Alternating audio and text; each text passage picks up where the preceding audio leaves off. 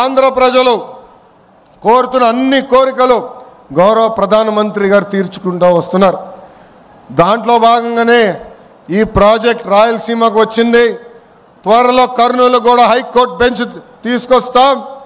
గౌరవ ప్రధానమంత్రి గారిని కూడా రాయలసీమ గడ్డపైకి తీసుకొస్తామని ఈ సభాముఖ రాయలసీమ ప్రజలు కూడా తెలుపుతున్నాం. గడిచిన 5 సంవత్సరాలు రోడ్లు కాదు, రోడ్ల పైన పడిన గుంతలు కూడా రిపేర్ చేయలేదు. గడిచిన 5 సంవత్సరాలు ఒక్క పెట్టుబడి రాలేదు, ఒక్క ఐటీ కంపెనీ తీసుకురాలేదు. పొద్దున్న లేచిన దగ్గర నుంచి రాత్రి వరకు మేము అన్ని తలుపులు తడుతున్నాం, అన్ని గడపలు దొక్కుతున్నాం. దాంట్లో భాగంగా నేను డావోస్కి వెళ్ళా.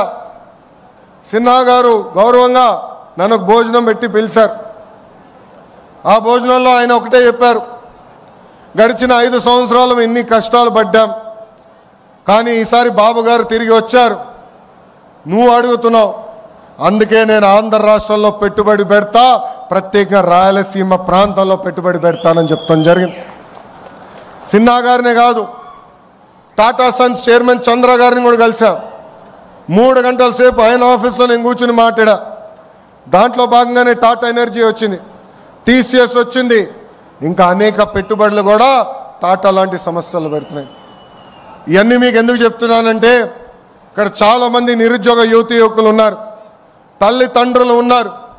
ఒక లక్ష్యంతో మేము పనిచేస్తున్నాం, ఒక కసితో మేము పనిచేస్తున్నాం.